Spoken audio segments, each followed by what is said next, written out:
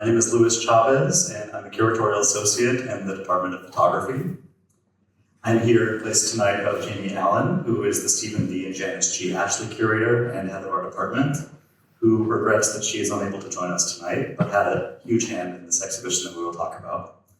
Jamie's stewardship at the Eastman Museum has been integral to the third and final presentation of the exhibition American-born Hungary, Kertész, Capa, and the Hungarian American Photographic Legacy, which opened today in the museum's main galleries and is on view until March 1st, 2026.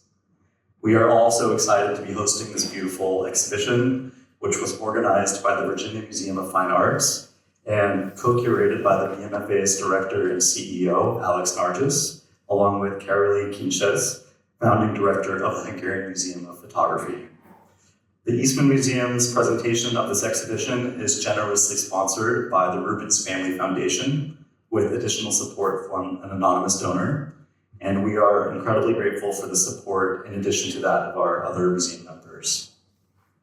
American-born Hungary examines the pioneering artistry that emerged out of backdrops of persecution and perseverance.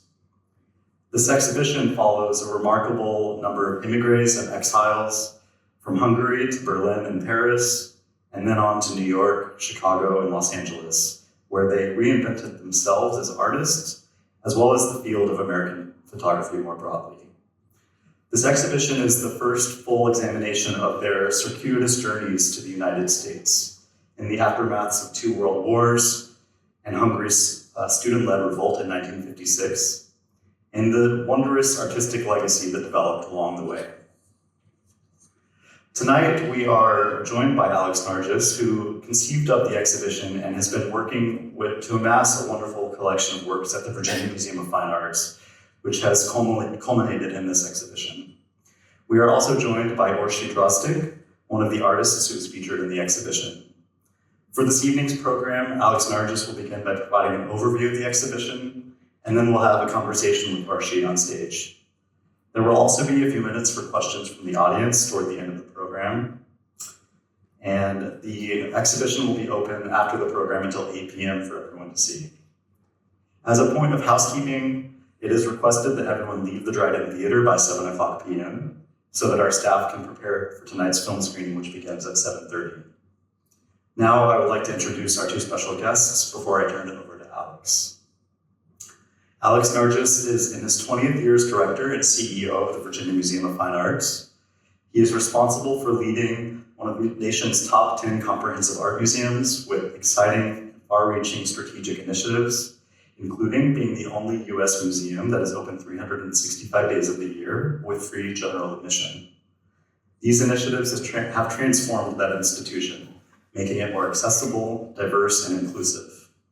He has more than 40 years of experience as an art museum director. As well as writing and lecturing widely on photography, Nyerges has also curated and authored books on exhibitions such as American-born Hungary, as well as, which opened at the Museum of Fine Arts in Budapest in April 2024, at the Virginia Museum of Fine Arts in October 2024, and now here at the Eastman Museum in September. He also curated a major retrospective exhibition titled Edward Weston, A Photographer's Love of Life in 2004, and In Praise of Nature, Ansel Adams and Photographers of the American West in 1999. Both of these traveling exhibitions were on view here at the George Eastman Museum in 2003 and 2000 respectively, as part of nationwide tours. Among many other exhibitions, he has also organized Glory of the Silk Road, Art from Ancient China, and Eternal China, Treasures from Ancient Xi'an, two major traveling exhibitions of art and artifacts from regional museums throughout China. In 2015 and 2017, Nyerges' own photography was the subject of two solo exhibitions, Chasing the Light and Chasing the Light 2, at the Korean Gallery in Richmond, Virginia. In 2018, his work was featured in a solo exhibition at the Cosmos Club in Washington, D.C. In 2021, the Reynolds Gallery in Richmond exhibited Fleeting Light, an inaugural solo exhibition at their gallery, and in 2024, Summer Feature, another solo exhibition. Alex has received, in addition, the Knight of Arts and Letters by the Republic of France in 2014, And in 2018, he was honored as ambassador of Shanxi Cultural Heritage for his service to the promotion of Chinese-American collaboration. And in 2019, the Chinese government's Friendship Award, which is the People's Republic of China's highest award for foreigners who have made outstanding contributions to the country's economic and social progress. Alex Nyerges was born right here in Rochester, New York, and he graduated from George Washington University in Washington, D.C., first with a double major in American Studies and Anthropology and Archaeology as an undergraduate, and later with a master's degree in Museum Studies. Orshi Drozdik is an artist, visual artist, who studied graphic arts at the Hungarian University of Fine Arts from 1970 to 1977. As a post-conceptual artist, she uses the full range of techniques that fine art has to offer, from drawing to installation to photography, printmaking, and much more. While her work is primarily rooted in conceptual art, it is also engaging social and personal concerns about identification of self, as well as questions about gender and sexuality. Although she has primarily developed her work outside of her native country, her practice reflects its Hungarian origins in many respects and is motivated by her ideas about gender bias and inequality and the role of women in the art world. Beginning in 1978, Orshi has lived between the Netherlands and New York, both of which provided critical access to resources and theoretical foundations for her work, which is connected to Hungarian feminist art practices in the interwar period, and specifically the work of choreographer and philosopher Valeria Dianesh.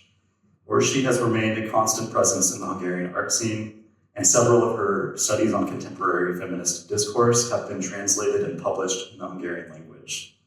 In 2005, Orshi returned to Hungary, teaching feminist painting at the Hungarian University of Fine Arts.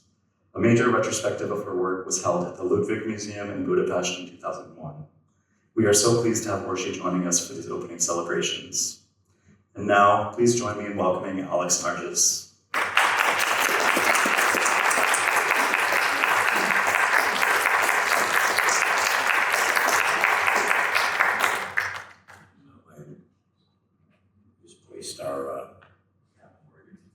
I can use the tab. Oh, good. Okay, great.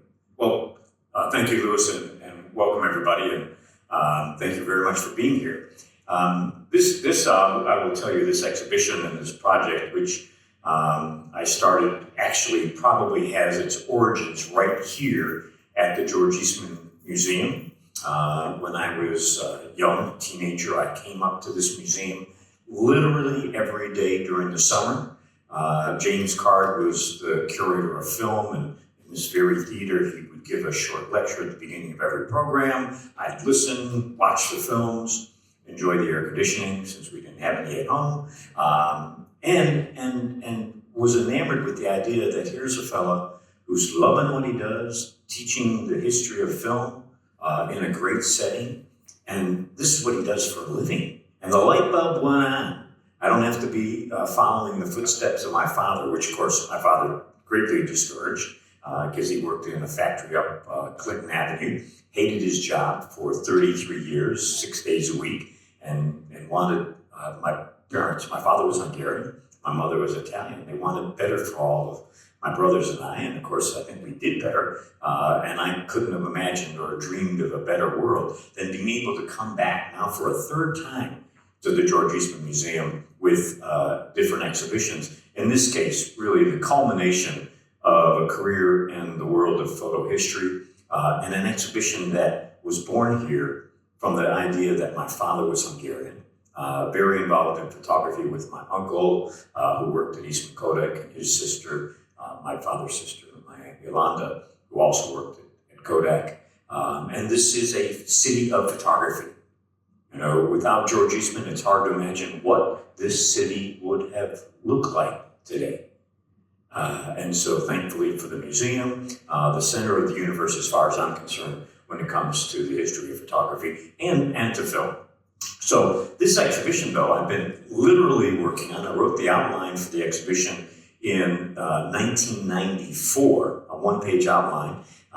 It had to wait because, as Louis mentioned, I did this exhibition on Ansel Adams, which came here to the George Eastman Museum, and then subsequently another big show and book on Edward Weston. And then I moved to Richmond, Virginia in 2006 and got involved in the first 4 years of a massive building project. And my last 3 years are going to be involved in the next massive building project as we build yet another new wing in Virginia. And mind you, I will say this, my wife Catherine is here, and I promised her that although I planned on retiring before the building project started, I'm now going to take it through to the end. The day we finish that project and I cut the ribbon, she and I are going to slip out the back door and they're going to say, "Where'd Alex go?" And I will have disappeared into the retirement that 3 years ago seemed like more of a reality. But I'm glad I did, because this exhibition and being able to be here as the closing venue for the show is very important to me personally. I only wish my father were still alive, because I mean, he would break down and cry. The heritage of these Hungarians who come to America. And let me say, the title of the show we cribbed it from the way we in the art museum world work, which is the country that the artist is living in, but then where they are from. So American-born Hungary. But I'll say this about my dad. He never liked anybody calling him Hungarian-American. He's like, "No, I'm an American. I was born in Hungary. I'm proud of being Hungarian by birth." But he was more proud about being an American. And so this exhibition started literally 30, 40 years ago as I'm pulling together notes on various Hungarian photographers that had enamored me. And as I'm looking at them, over the years, I'm finding more and more and more. And Orshi, by the way, is the newest of my personal discoveries in this quest, and discovered her work, which I did not know. I'm not so astute when it comes to contemporary art, but discovered her at the Great Paris Photo Fair in 2022. So I'm going to take you on a quick journey, because the premise of this exhibition is very simple. No country, not Germany, not France, not Russia, no country other than Hungary has produced more photographers that have had more impact on the history of photography than Hungary in the 20th century, and now into the 21st century for that matter. And you have to ask why, and I don't have a good answer. It may be because the Hungarian language is so impenetrable, the only way the Hungarians could communicate was through their camera. It could be in the blood, and clearly Orshi and others I'm only half Hungarian, all right? My mother was Italian. We were not allowed to speak Italian or Hungarian. We could only speak American at home. And so I missed the language side of this, but was clearly enamored from the start about what Hungarian photography was all about. The exhibition opened at the Museum of Fine Arts, which is part of the National Gallery. They just actually acquired the National Hungarian Collection of Photography that was down in Kecskemet. And here you see the banners that were hanging outside the museum in April of last year. This is the final thing. I'm going to take you on this journey because it starts in Hungary. They're all born and raised in Hungary. Some of them go to Germany and are part of the Bauhaus. Many of them go to Paris. It was a gathering spot in Paris for Hungarian expatriates, again, because they couldn't speak French for the most part, didn't speak anything else but Hungarian. So the writers and the poets and the photographers and the painters all gathered together, and it was quite the community. I do 2 breakouts in the exhibition when you see it. One on photojournalism and the subset of war photography. Clearly the most impactful part of their work. And later I break out Hungarians in Hollywood and then fashion photography. But from Paris, they go to New York. We take you, and it goes through this journey in the exhibition flow itself, to Chicago, where the Bauhaus is resurrected, and then finally to Hollywood and to everything that means. Starting in Hungary, and I'm going to start with Kertész. there probably wouldn't be a large discussion about Hungarian photographers, Hungarian American photographers, were it not for Andrei Kertész. He is the dean of all photographers, not just born and raised in Hungary, but he's arguably one of the great handful, and I just use one hand to describe him, of photographers of the 20th century. We're happy to have Robert Gerbo, who is the head of the Kertész Foundation and was Andrei's personal curator and worked with Andrei and then now continues to run the Kertész Foundation. So Robert, thank you for being here and also one of the great sponsors for this exhibition and made the book on this exhibition possible. So thank you for being here tonight and everyone else. But Kertész has his beginnings. This is a very early photograph from him in 1917. By the way, it's about this big when you see it in the show. It's a contact print, but you can already see as a relatively young man how poetic and how dramatic he can be with the camera. Pictorialism was the style of the day, and many of the photographers were practicing that and using that in a romantic, with soft focus, warm papers, no gloss, and it remained pretty much in favor in Hungary for the next several decades. But what happens fairly quickly, though, as we get into the teens, late teens and 20s, Kertész being one of them, and others as well, Ferenc Kár, is this interest in modernism. Modernism sweeps away the romantic notions of the earlier styles and becomes the language and vocabulary of the day. There are 34 photographers in this exhibition. There probably could have been more as I continue to do research and look at catalogs and the like and find that there are so many. But it's amazing how many come out of Hungary during the period starting in the teens, and then obviously all the way up into the second half of the 20th century. And one of the landmarks, too, obviously, is the 1956 revolution when the Russians crushed the rebellion in Hungary. Now, as I mentioned, modernism, I mean, look at this photograph. You don't see the rest of the character. You just see him from pretty much the chest down. And the reflection is where our eye is taken in a beautiful light.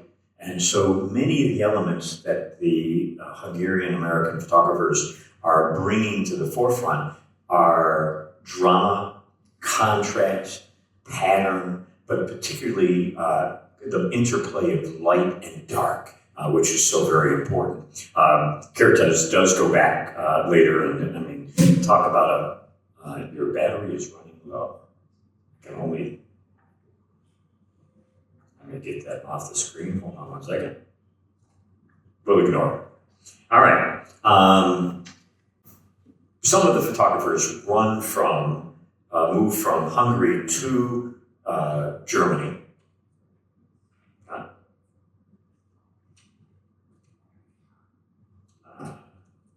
Well, thank you.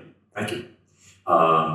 And the Bauhaus, if you're not familiar with it, is this magical place in Germany that is really about arts and crafts, not photography initially. In fact, it was Laszlo Moholy Nagy, who had been brought there to teach actually copper and wood and other kinds of crafts. And he married Lucia Moholy, who is a photographer, and she teaches him photography. And of course, without that one action, it's hard to imagine where Laszlo Moholy Nagy, he's the other major light in this exhibition of all of the many, and there are many, Munkashi and Murray and the others. In 1923, he invents, and I say that very loosely for those of you on the photo history side, invents the photogram. The photogram wasn't invented by him or Man Ray with rayographs. It was actually from the very origins of photography. This is a darkroom process without a camera, without a lens. And so what he did was revolutionize what a photogram could be, with these absolutely magnificent, strong compositions that are unique artistic creations in their own right.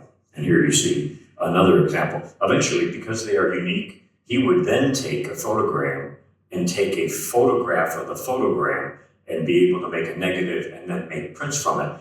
Quite frankly, when you see the show and you look at a photogram, original, unique item, versus one that's a gelatin silver print, like the one on the screen, they're, other than for those of us as photo historians, they're virtually indiscernible, because ultimately it's the power of the image itself.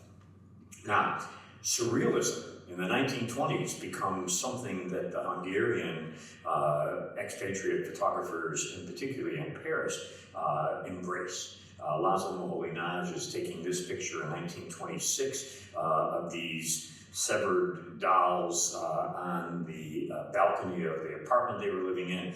Now, again, the hallmarks of what you'll see over and over again with the modernistic side, but here added edge with surrealism, pattern, shadow, contrast, this very usual acute angle from up high. You'll see that over and over and over again across many of the photographers in the exhibition. And of course, then they shared that with other photographers who start emulating what the Hungarians were bringing to the forefront, and particularly in Paris. And again, shadow, this time instead of from the torso down, all you have is feet. And it's the reflection in the water and that bright center light that's coming out, the essence of modernism, which obviously revolutionized what people thought of as photography. We don't have it in the installation here, but in Richmond, we put the 4 pictures of feet all together. And someone accused me of having a foot fetish. And I'm thinking, that isn't it. It's just about modernism. But again, you know, they're looking at each other as artists always do for inspiration, but yet they're unique. If you didn't see enough of feet, now you get added the long shadow coming straight through the image. I mean, talk about absolutely gorgeous. So Hungarians go to Paris. Here you see a night scene from 1926 by André Kertész. You may be familiar with Brossai, Eula Halaz, the great photographer who did the Paris at Night book in about 1931 or thereabouts. He learned everything he knew about night photography from Kertész, despite the fact that the two were friends. They also were bitter enemies at times because he didn't want to give up the claim to being the Parisian night photographer when truly Kertész was doing it first, and quite frankly, just as well, if not better. Pattern again, this angle from way up high, and then incidental people, and then repetition of the shadows. I mean, look at them on the stairway in the very foreground, then repeated in a different pattern going down, and then the pattern of the brick walk in the background. I mean, just absolutely gorgeous in terms of the composition of virtually a perfect picture. And again, shadows. It's more than just chairs. Got to have sunlight, and they lived for the moment when a picture like this could happen, or like this. And of course, you have to ask the question, what are they doing? And there's a fella in the middle, another fella practically falling off his chair, and then others who are clearly very involved. This ends up in a magazine in 1929. That's included in the exhibition. And then surrealism, as I mentioned before, becomes something that many of these Hungarian American photographers are using as their vocabulary. Kertész does this series of what are now called distortions. However, he did not let anyone claim that he was actually a surrealist. It's not true. He was as much a surrealist as they come. I mean, maybe more so than others. But these photographs are great. And thanks to the Gerbos, we have, if you haven't seen the show, I hate to be the spoiler, we have the mirror that he used to create these distortions. Robert and I were visiting in New York, where the Kertész Foundation is, and he turned to me and said, "Would you like the mirror?" And it's like, what mirror? What are you talking about, mirror? I had no idea it still existed. I mean, imagine this, 1933, and nearly 100 years later, the mirror's still around. But luckily, and it's there, you can try to make your own distortion when you're in the gallery. Surrealism, Anna Barna, what a fabulous story, lost to history. She and André Kertész were friends in Paris in the 1930s. Kertész comes to America. They're both photojournalists. She comes right after the war. They reconnect. She dies and leaves her estate, what little there is, several boxes of photographs and some personal effects, to André. And then 20 years later, Robert Gerbo is going through boxes of photographs and turns to André and says, "What's this work?" And he says, "Anna Barna." And it's like, who's Anna Barna? Now, at the time, she's not in any book of photography. She's not in anything anywhere. She'd been lost. But because of Robert's discovery and the rest, now some 40 years later, Anna Barna is becoming to be discovered. At the National Gallery the year before last, they had a big show on women in photography. Anna Barna was included in that. We have several examples of her work. I mean, talk about powerful, talk about surrealism, and talk about eerie. A beautiful work by Moholy Nagy, again from a high vantage point, and again looking at pattern and composition as the main elements of what he's doing. Incidental things such as a tower that we are all familiar with, stuck over on the right-hand margin of the image. Photojournalism. It's one of the areas that Hungarian Americans literally not just transformed, but created in a modern sense. Photojournalism was very staid before the work of people like Martin Munkaczy. And you look at this image and we don't think about it as startling today, but in 1923, this is not what you would have seen when you picked up a newspaper, many of which, in fact, in Budapest, there were something like 11 daily newspapers, and 6 of them were photo newspapers. These were not the kind of pictures you would have seen. They would have been, look at old newspapers from the 20s. They don't look like this. And Munkaczy, though, changed how photojournalism was done. He made it exciting, he made it vibrant, he made it alive. Munkaczy takes this picture in 1931. Now, I talk about the impact that these photographers had on the history of photography. And let me give you probably one of the most clear examples. This photograph is seen shortly thereafter by Henri Cartier-Bresson. And I'm sure most of you know him, the person who coined the phrase, the decisive moment, one of the great photographers of all time. He was not really in the world of photography until he saw this picture, and he says, and I quote, "I saw this, I immediately picked up my camera and had to go out and take pictures." It's the photograph that he saw that convinced him to be a photographer. Imagine if the world had not allowed Munkaczy to create this photograph and then Bresson to see it. We would never have had all of the people that they subsequently individually influenced with their work. That's how impactful these Hungarian Americans are. Now, photojournalism also, in this case, because when they come to America in particular, they're taken aback. They leave an oppressive country. And why did they leave Hungary? A number of reasons. First of all, there's a world war. Then there's political turmoil. When the treaty for World War I carved up the country, they had a fascist leadership, then that was overthrown. They had a communist leadership, and that was overthrown. There's something else came in, and then finally fascism for the next 25 years.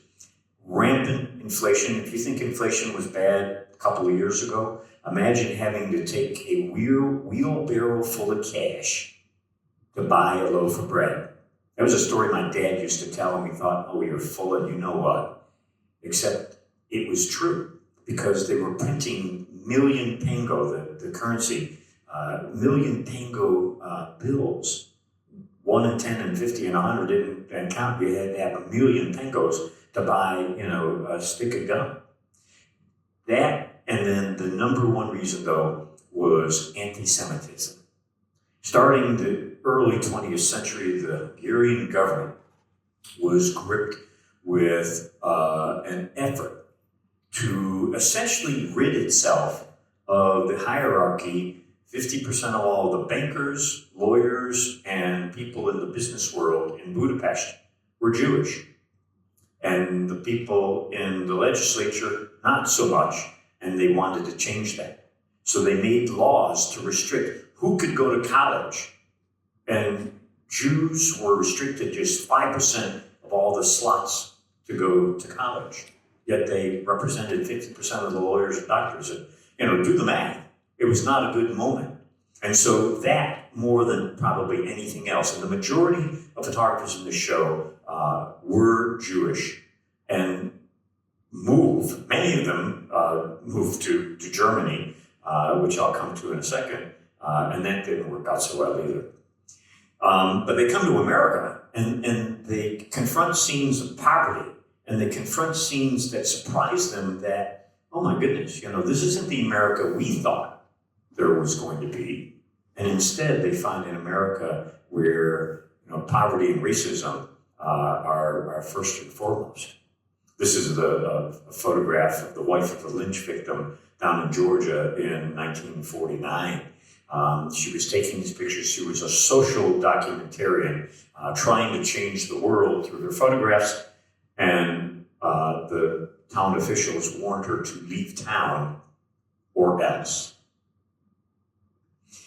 Political photography. This is a great photograph by Cornell Capa. I'll talk about his brother in a moment. Robert Capa. Cornell was the founder of the ICP in New York. Was one of the members of Magnum. I mean, a real powerhouse in the world of photography in the 20th century. Laszlo Kondor, who is one of the most energetic and interesting people I've ever met as a photographer, did this photograph. And it's the juxtaposition. This is Chicago, 1968. Think about the riots, think about the convention, think about all of the turmoil that are happening. And here it is, and of course, racism. And yet you've got 3 young boys with the American flag, innocent, thinking about their version of probably the American dream, yet not even knowing it. We have Sylvia Plocki, who you will see in the show. Sylvia was the #1 official photographer for the Village Voice for decades. Great photographer, and you might know her son even better than her. She's been documenting her son's career. Her husband has been his manager, Adrian Brody, who's now won 2 Academy Awards. And here you see a work called Wise Guy by Sylvia. I mean, one of the most innovative photographers in post-war America. War photography. I'm going to just say it pretty plain and simple. No one has done war photography as well as Hungarian Americans, particularly Robert Capa. By the way, Robert Capa is a completely made-up name. He wasn't having any success in Paris as a Hungarian, Erno Friedman. And so he and Gerda Taro, a photographer that he taught photography to his girlfriend, invented this persona and passed the photographs off as the work of a rich American photographer. And it worked. So they sent him on assignment to Spain. They did figure out that Robert Capa and Erno Friedman were the same guy, but they liked the photographs anyways. He takes this picture on the front in 1936 it becomes the source of great controversy, which I won't go into tonight, of the death of a soldier. And arguably, this may be the most famous picture of war ever, certainly the most controversial, although Capa, to his dying day, said, he was shot, he was dying, I did not make it up. Pictures of the war. And then, here it is. And by the way, he's a Hungarian citizen. He tries to sign on with the army, and they basically were going to put him in irons because he was an enemy alien. Minor detail, the Hungarians were fighting the Russians. The Hungarians were part of the Axis. They were enemies by association with Germany of the Americans. And so he wants to sign on with the American troops to be a photographer, and they literally were going to put him in irons, but instead he was able to finagle his way into it. On the first wave of D-Day, he gets off the landing craft and takes pictures that are basically the only images we have from that first wave where the German troops were decimating the Americans landing at Normandy Beach. And without them, and there's an even better version, a different version. There are just 13 of these photographs that survived. There's a better version in the exhibition. We would not have a true image of what D-Day was like. And then, of course, the tragedy of the war, which he captured in an unvarnished manner. Laszlo Kondor, again, you want to talk about an American true, born and raised in Hungary, comes to America, marries a girl from Chicago, and then decides, because of the war, he's going to join the army. Not as a photographer, but in the infantry. He gets trained to go fight, gets sent to Vietnam, and then he realizes, oh, wait a second, how about if I volunteer to work for the publication with the PR office, and then take some of the best pictures we have from the Vietnam era, not because he was just a photojournalist, but because he was a soldier and had acceptance from his fellow soldiers as being one of them. So Hungarians, most of them come to New York. As I mentioned, they are confronted with a world they weren't quite expecting, poverty and the homeless and the destitute. But then you get people, and again, Andrei Kertész says he's not a surrealist. What could be more surrealist than a lost cloud? I mean, it's the perfect example of what surrealism was trying to do. This is the front cover of the book. I just couldn't help myself because this is just one of the most gorgeous pictures. Again, shadow, light, repetition, pattern, all of the elements that they championed. And again, here a different photograph, this one by Arnold Eagle. Now, why has this never been done? And Arnold Eagle's a good example. Arnold Eagle, most photo historians look at the name, know the work. He's an American, except not. He's born in Hungary. I won't name the institution, but a large institution in the United States in the Midwest with a curatorial department, large photography curatorial department, the head of which is an Eastern European specialist. There were 9 photographs, nine artists that they had in their collection that I wanted for this exhibition. 3 were listed as American-born Hungary. 3 were listed as Hungarian, no mention of America. And then 3 were listed as just American.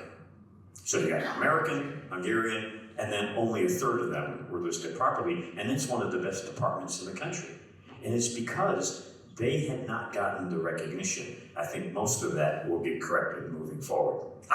Now, we have Marcel Sternberger, a great photographer who takes a photograph of the president, and of course, a spoiler alert, it's already up there, and it's used after he dies by the Mint. And by the way, the Mint does not have any mention of Marcel Sternberger on their website. They only named the sculptor who created the bas-relief plaster from which then they did the coin. But here's a thing, if you ever get on Jeopardy, that I think holds true. No other photograph in the history of photography, and we're going back the better part of 200 years, has ever been used in any version, in this case, where an artist creates a sculpture from the photograph and then it gets turned into coinage. This image by Sternberger has been seen by more people in the world than any, probably the next 10 photographs or next 100 photographs combined. The US Mint prints 500 million dimes a year. Think about it. And they've been doing it since 1946. Oh my goodness. That's a lot of Hungarian American photographs. Bill Bojangles Robinson, a Richmonder, I had to include in the exhibition. Another work by Anna Barna, a fabulous picture from her that is, she was a great but lost photographer. And Andrei Kertész in this poetic scene down in Williamsburg, Virginia. And then other people that are lesser known names, Paula Wright, with this picture from New York that she has put together multiple images. And then Georgi Lorenzi. This is a fellow who essentially, as we think about photography, art books that are art photography, not books about photography, but art photography books. 1968, he does a book called New York, New York. In essence, probably really the first photographic art book ever. And we have, and we'll hear from her in just a little bit, Blink Inside, Orshi is this great conceptual artist, and you'll hear more about that. Hungarians in Chicago, they go to Chicago, and Moholy Nagy goes there, because he leaves Germany, obviously with the Nazis coming in, goes to Chicago, is asked to start up the Bauhaus again. It fails. He starts it again a year later. He's doing the photograms yet again. But then, more importantly, people like Aaron Siskin and others who are in and around Chicago, a whole generation and then another generation of photographers who become the backbone of American modern photography, all learn from this very one source. George Chavez, who followed him to Chicago and then goes on to MIT, spends 20 years writing great books and marrying photography and science together, and doing innovative, fabulous things like this solarization from 1938. And then you have people that are like the other side, the antithesis of modernism, Dr. Max Thorek in Chicago, who was a surgeon who apparently wrote 1,000 different medical papers and bunches of books, but was also the most exhibited photographer in the history of the 20th century. Because in his spare time, he makes photographs and enters them into all of the camera club exhibitions all around the country, all around the world. And at one time, he was in something like a total of 1,200 exhibitions. I can't even fathom getting ready for 1,200 exhibitions, even if it was only one photograph in every show. But he was, by the way, the antithesis of modernism. The F-64 people, Ansel Adams hated him. He hated Laszlo Moholy Nagy, who was also a Chicagoan and had nothing but disparaging things to say about his fellow countrymen because he thought things needed to go back to the days of pictorialism. Stephen Deutsch, and then we were lucky enough in our research to find Helene Beck, his wife. They had a studio in Paris. They moved to Chicago, had a studio. Then they started having kids, and she retires. But we were able to find works. Michael Simon, born and raised in Hungary, comes to this country, great photographer, teaches at Beloit College for 30 or 40 years, influences so many young photographers, but makes fabulous contemporary photographs of his own. And Michael, by the way, is still very much with us. He and his wife live up in Maine very quietly. And then the Hungarians go to Hollywood, and become the backbone of studio photography, and a lot of them do. Robert Capa follows Ingrid Bergman, who he meets in post-war Paris. They fall in love. They have this torrid love affair. He follows her to Hollywood. He discovers he doesn't like Hollywood at all, and then leaves. You get Nicholas Murray with this fabulous picture of Joan Crawford and Douglas Fairbanks Jr., and then beautiful modern studio pictures that people like Laszlo Willinger transformed what studio photography was like. That stills could be more than just a headshot. And, Clark Gable, how much more beautiful could you make someone like Katharine Hepburn look? I mean, she's virtually angelic. I mean, just a tremendous, tremendous photograph. And then, we would not know Marilyn Monroe were it not for a Hungarian American photographer. André Dedines goes from Paris, where he has a studio, has one in New York, and then decides to move to California by way of the South and the Southwest. And he calls up and asks a modeling agency to send over a fresh talent that nobody's seen before, and they send over Norma Jean Mortensen, a 19-year-old young lady who has done one shoot for Yank magazine, that was it. And nobody saw it. Anyways, he falls in love with her, as one could imagine, falling in love with somebody who becomes Marilyn Monroe. They have a torrid love affair. By the way, she has a husband who's out somewhere in the Pacific as a merchant marine, proposes marriage to her, and she turns him down. She later divorces her husband. He tries again, it doesn't work. They remain friends for the remainder of their respective lives. Until she dies, obviously far too young. But it's because of his photographs that the Hollywood studio folks saw talent and approached her and signed her onto a movie contract. We might never know who she was had it not been for André Dedines. And then fashion photography, this photograph here revolutionized what fashion photography became. Until then, in the first 80 years of photography showing fashion was limited to flat, still, studio work that, quite frankly, was nothing but boring. Nobody thought it needed to be any more.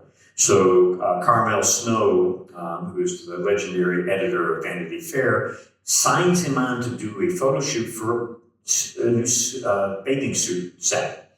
And so he says, well, I'm going to do it not in the studio. I want to go out to the beach. And then out at the beach, he says to the model, run. Like, run? This is not fashion photography. It changed how fashion photography became. And without it, all the things that we've seen in the last 90 years would likely never have happened. Certainly not the way they have. Another just gorgeous photograph by Munkashi. And this may be my personal favorite of all of these fashion photographs. I mean, just talk about a poetic and powerful image. And then Nicholas Murray. My goodness. Murray, one of the most well-compensated photographers in America and in Europe before that. He meets Frida Kahlo. They fall in love. They have a torrid love affair for a decade. Now, mind you, she's married to Diego Rivera, divorces Diego, and then he thinks he's got a path to, this will happen. Well, she remarries Diego Rivera, breaks Nicholas Murray's heart. But, you look at Frida Kahlo today, and this image is what we think of when we think of Frida Kahlo, because he did a whole series of these Carwo prints that are the images that help to create who we think of as this quintessential artist. We have an exhibition that's ending on Sunday in Richmond on Frida Kahlo, a big exhibition of paintings and pastels and drawings and photographs. We're going to have a couple 100,000 visitors before the weekend is over. The show's been on for a couple of months. And I will say this, it's because of his photographs of her that we were able to cement this image of this person and the story behind her. into the psyche of people, not just in this country, but literally around the world. I will end on this just as a somewhat tongue-in-cheek moment, because Richmond, Virginia is the home for Duke's Mayonnaise and, coincidentally, Nicholas Murray, who did a lot of studio work, not particularly exciting as works on Go, as works of art, but did this. And in the exhibition is this photograph and a Duke's Mayonnaise jar, because it's hard to imagine Duke's Mayonnaise, which, by the way, when I met my wife, Catherine, in Dayton, Ohio, 30-some years ago, I went over to her house and we were gonna have sandwiches, and I went into a refrigerator and opened up the door, and there's Duke's Mayonnaise, not any of those other brands, because it's a good Southern brand. She born in Virginia and raised in North Carolina, and I thought, oh, now this is a girl I can fall in love with, because she's got Duke's Mayonnaise. For those of you not from the South, even though I was born and raised in Rochester, I have spent the majority of my life in the South, Florida, Virginia, and Mississippi. So, and actually in Dayton, Ohio, I live south of what is the Mason-Dixon line, if they've drawn it as far as Ohio. So virtually all of my adult life I've been there. But we'll come back and get to questions. I think now we're going to move to a conversation with Orshi and I up on the stage.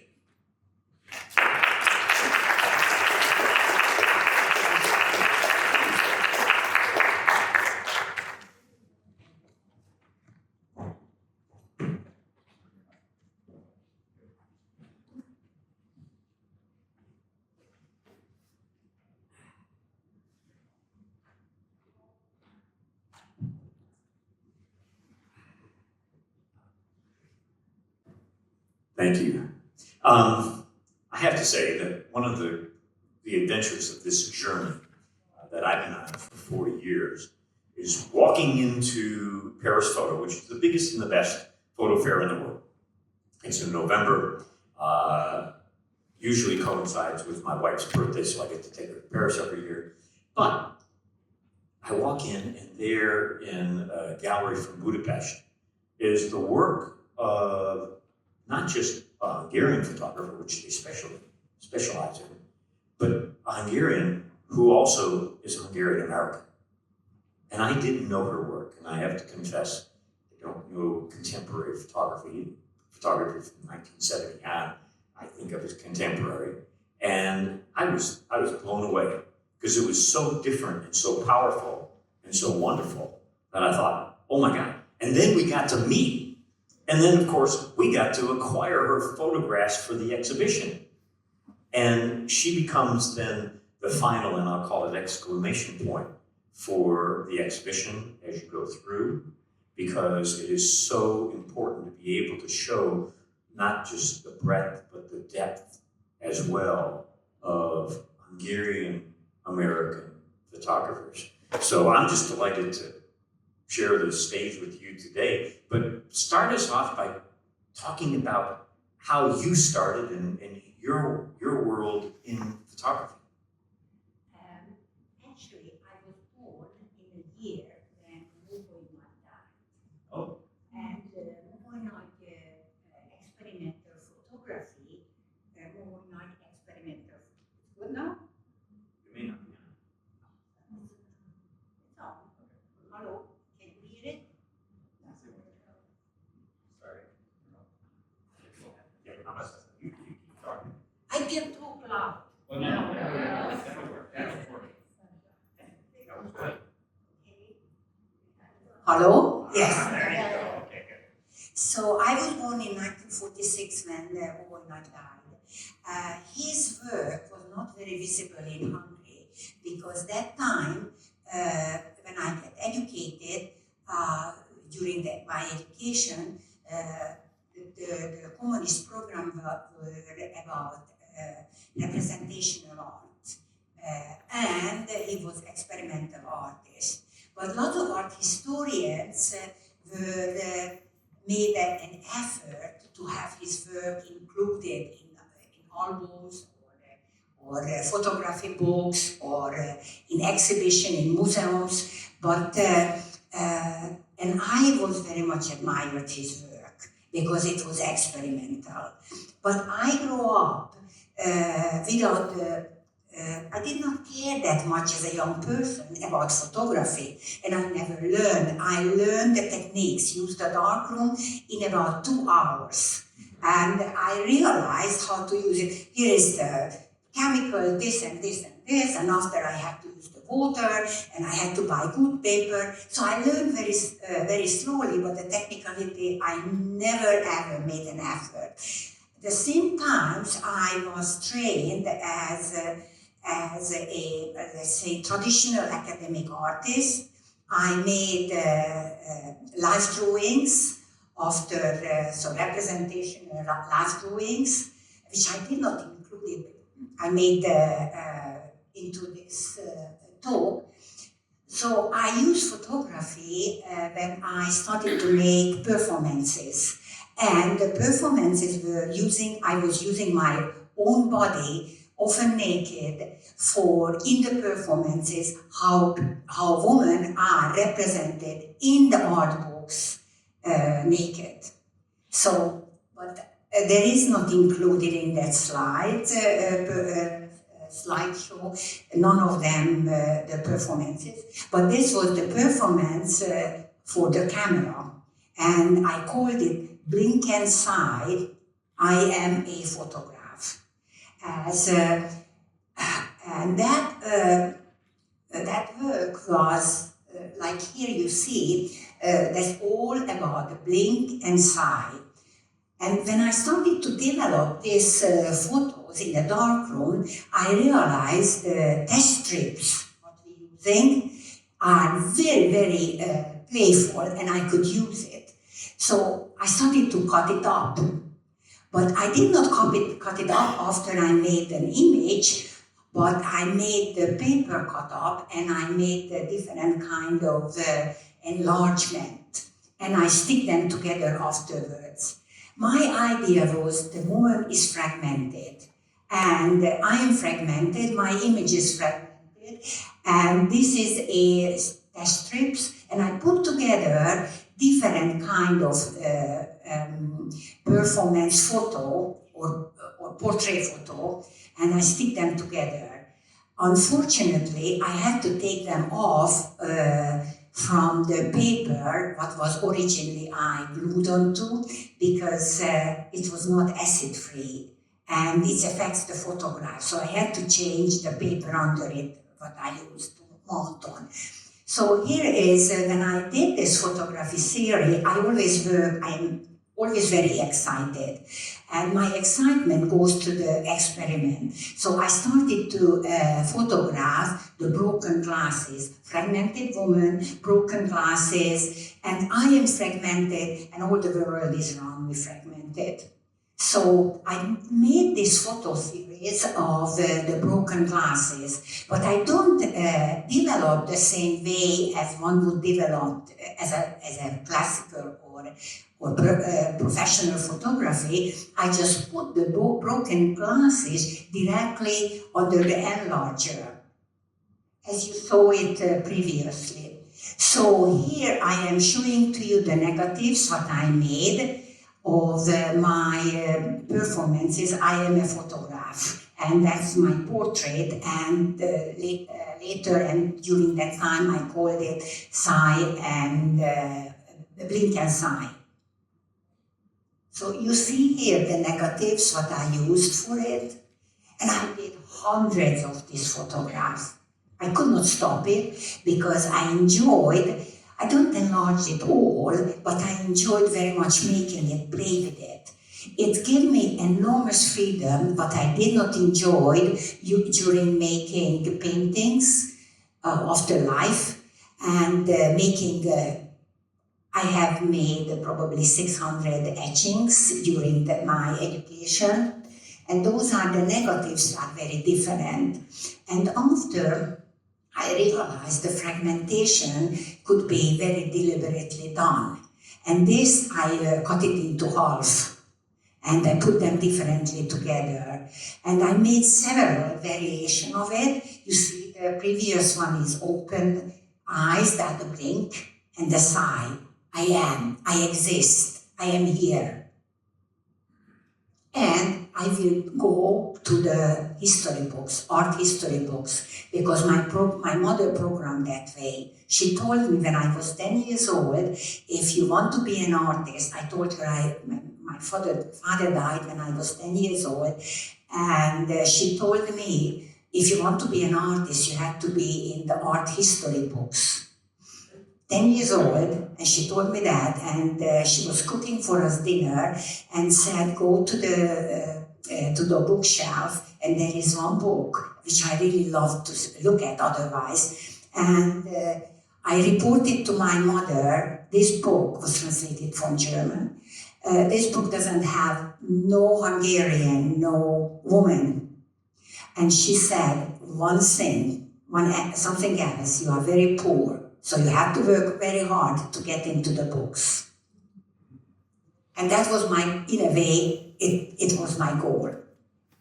And probably this is why I went to New York. It worked, clear. I don't know. The Blink and Sigh, I was working on it almost a year, made different variations of it. So this is a photo offset. So I turn it into offsets later. So here you see lots of work what I did photography with poetry. And the poetry is a dilettante. All Hungarians are a dilettante poet. Secretly, all of them has a poetry books. So as from my childhood, I don't only wrote a diary, but I also wrote lots of poetry. Love poetry, but usually I made a love poetry not to a person, but to an object, to the stars, and to a flowers, a dahlia, so those are, you see it. It's my book. Eichbach wanted to exhibit this work, so I framed them. And I never wanted to frame them because these were in a book. And the book has to be taken apart. Not a book, it's a notebook, study book. And in the middle of it, I just threw inside the photograph that I made. And the other side, I was typing, and I was a very bad typer. So I was typing with ink, has two kinds of color ink. One was black, another was red. And I used the red side of it. That was important for me. And in this one, I am a photograph. I will read in a minute the poem, one of my part of the poem. So that was very experimental. I wanted to engage with language, with drawings, with photography, and I wanted to use all the medium which I have access to it. Marshall McLuhan translation came to Hungary while I was studying, and A Medium is the Message was translated. When I went to Toronto, though he was the first person who I visited, but he died very soon afterwards. Super educated person. I was very happy to meet him. And I want to show you this one. I also made, this is the red flag on the Reichstag. It is when communism take over in Hungary in 1945.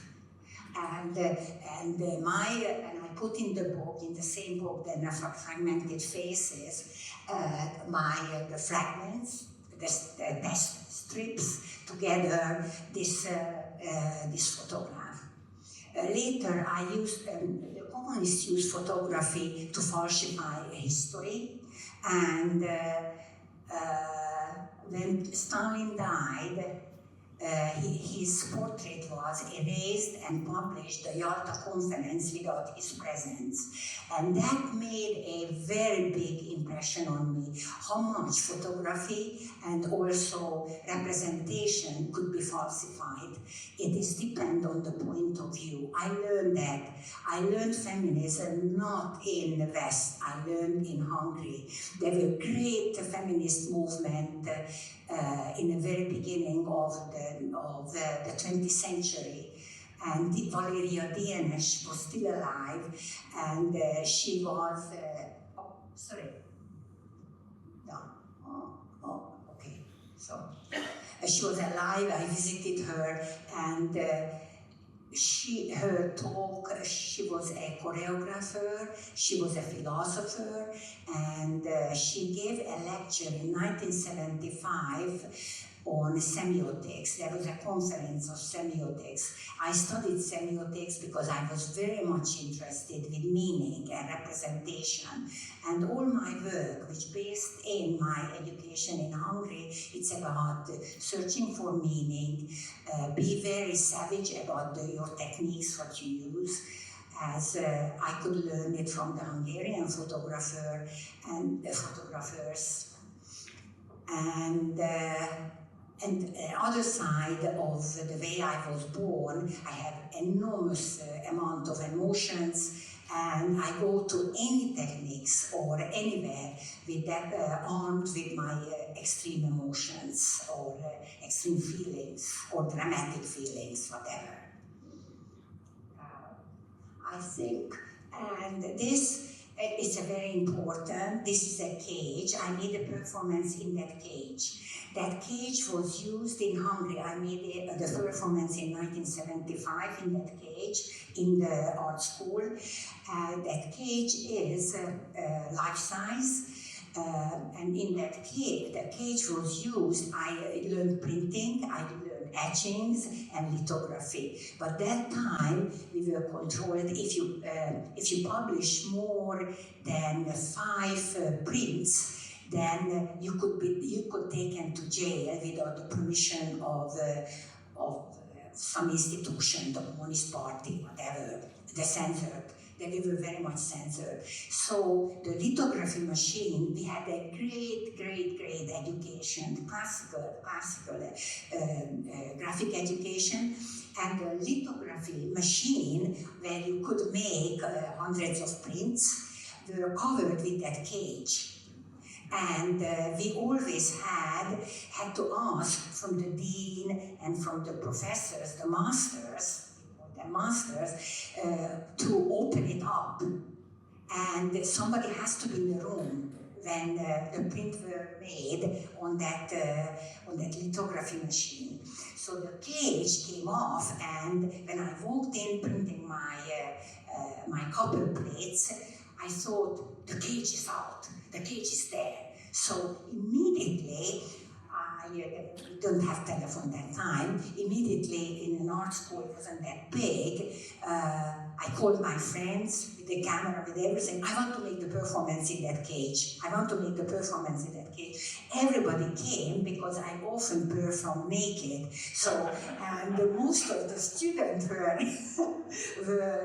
male students, a few women students, and they come, oh, she was taking off her clothes. So, but it didn't happen that time. I did most of my performances very much planned, but intuitively. So that the story of this cage, and it became part of my artwork. We have a few minutes. I want to ask a question and bring you back, because she is the final photographer in this exhibition in terms of the chronological span from the teens all the way up into the 1970s. So with this heritage, obviously, of which you're familiar with, and you mentioned Laszlo Moholy-Nagy, who among the Hungarian photographers that become American are most influential for you? Only Moholy-Nagy. Only Moholy-Nagy. That time when I was young, so my statements were always very strong. And I believed in my statement. You know, once you say the sentence, so I lived in New York, very exciting life in the 80s. Lots of things happened. Then I was part of Collab. I was part of lots of different movements. I slept three hours a night for decades. I get very excited. But I never made one photograph of the street. So, and I think I created that preconception, prejudice. So I don't take photography of life. I take philosophical photography. These days I don't think that in terms, you know, like categories, in that categories. So the experimental art when I started photography was very, very important and conceptualized art. So it's somebody made very good photography, very perfect technically. I almost lost my interest. But later I learned, so every day I examine my prejudices which prevent me to develop my freedom or ideas. So that was my slogan. I love it. Well, you know, it reminds me though of Laszlo Moholy-Nagy, who was very much in your camp because of being experimental and conceptual. And he was not just a photographer, but he also made sculptures with lucite and metal and other things, often mechanical in nature. But by contrast, as I mentioned, Max Thorek, who was very much mired in earlier forms of romantic photography, they disliked each other immensely. In fact, Max Thorek hated Laszlo Moholy-Nagy, and they lived in Chicago. What we don't know is if they ever met. My guess is they probably never did. It wouldn't have ended very prettily if they had, because Dr. Thorek was clearly of a different mind. But in terms of impact on photography in the 20th century, I mean, Laszlo Moholy-Nagy is about incomprehensible. So I would love, because there's a program in here at 7:30, and love to spend a few moments to have the audience allow you a chance to ask questions about the exhibition, Orshi about her career and her photography. So I'm going to turn it over to all of you. And don't be shy. We have a microphone as well. Yes, we have a mic, so we're going to bring that to you so everyone can hear. Thank you very much for your first day exhibition and then your presentation. My question is about the sort of movement of Hungarian immigrants from Hungary to Germany first, where they were exposed to the Russian avant-garde and to also the press, which at the time in the 1920s was really probably at the top of their game in terms of European press. I mean, the Berlin Illustrated, AIZ, a lot. So a lot of the vision that basically they carried to Paris and then to New York, they also probably were exposed to in Berlin. What are your thoughts on that? Well, it's very true. And you look at Berlin in the 1920s, up 1930, the largest source of immigrating artists was Russia. Second on the list in Berlin and elsewhere in Germany were Hungarians. And so they clearly were influencing one another. And of course, you know, Russian avant-garde photography in the 1920s is a major force that influenced people around the world, photographers around the world. But the Hungarians brought to it their own sensibilities. Many of them were photojournalists, and so the marriage between what they're seeing and what they're learning from the Russian avant-garde photographers ends up being translated into something even yet different. And then, of course, because of the rise of the Nazis, they leave to go to Paris. The fact, and elsewhere, I will say, and there are a number of photographers I should have noted earlier that don't come to America. They go to the Netherlands, they go to Mexico, and other places and never make it to the United States. But they also are part of this vanguard of Hungarians. And it's not just photographers, writers, film producers, directors. And we're sitting here, and I at least once or twice I saw the greatest film of all time, Casablanca, directed by Michael Kertész. What you might not realize is that actually his name was Kertész Miklós, not Michael Kertész, because he was a Hungarian American who comes to this country and gets to be successful in Hollywood. But thank you for your question. Just another name that is not part of the exhibition because he's not a photographer, but had a huge impact on what I just mentioned was Stefan Lawrence, who was Hungarian too. Stefan Lawrence. Oh, Stefan Lawrence. Yes, I'm sorry. In fact, I'll do an advertisement for the book. They're selling it in the shop. Stefan Lawrence gets part of his own chapter. He was a great promoter of photography and art in general, and was huge in being able to promote photography, surrealism, and of course was a Hungarian American. So thank you. I'm glad you. Very important character who did not make photographs, near as we can tell.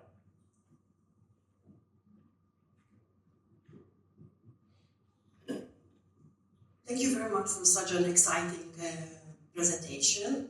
And I love actually Hungarian photographers who established themselves in the United States. And my question is about Lucia Moholi. Not because the friend of mine is researching her work actually, and apparently she was very influential for her husband, for László Moholi-Nagy, and some of the, that's what I've heard, and I'm sure that you know much more about it, that many of his compositions were actually her compositions, but sign and authorship was for László.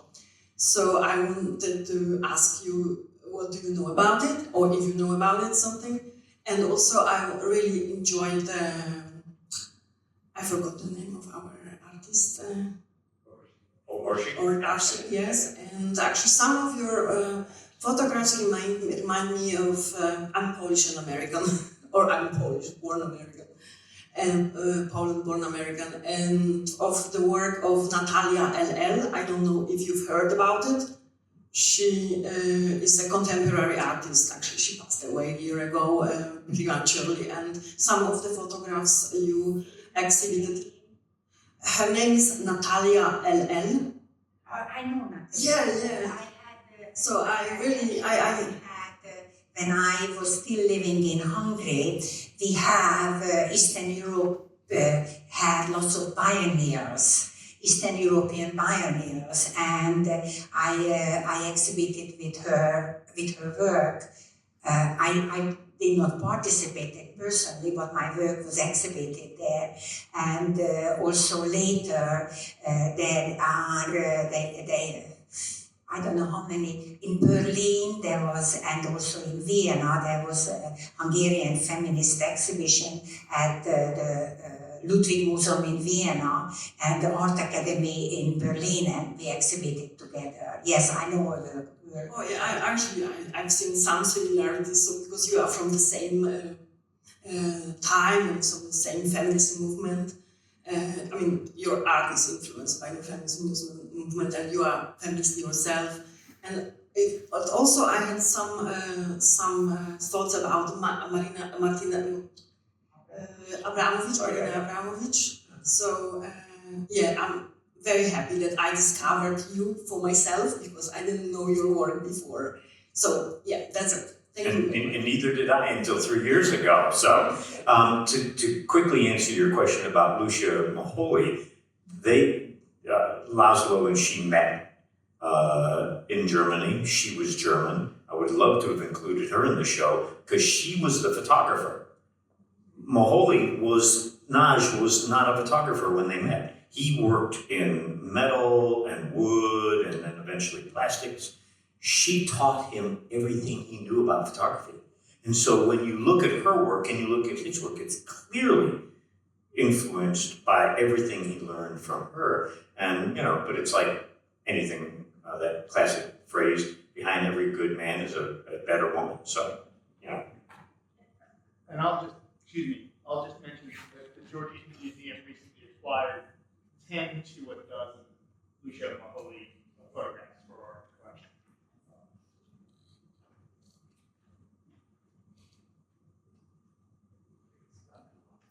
Hi, it's a pleasure listening to all this. I think when you mentioned Nyerges, and he was your influence, I think what you were both trying to do, it's my opinion, making the invisible visible. And that's how I feel about your work and about his work. Well, thank you. It's very interesting. I like the visual on that. So, do we have time for one more question?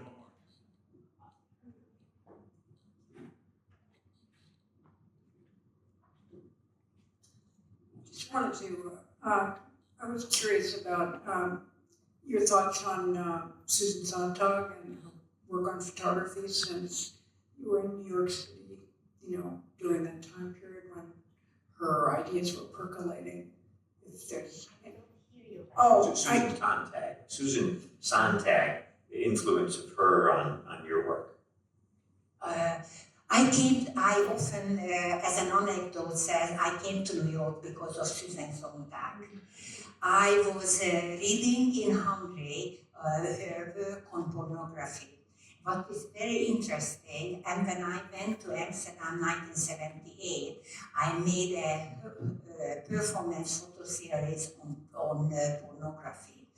And that time, my work, pornography was not very much accepted, nor in Amsterdam, nor in New York, because that time pornography was not examined. No matter what, Susan Sontag wrote a beautiful book on pornography, as did not influence enough the general audience and the art world at that time, immediately. Well, good question. I'm going to close before Louis's closing to say thank you to all of you, to thank Bruce Barnes, the director of this museum, for bringing this show to Rochester, where of course its origins really are traced to, and for being able to showcase great Hungarian American photography and tell a story that's long been needed to be told. So Bruce, thank you very much for all of your efforts, and to all of your great colleagues here at the museum. So thank you very much, Louis.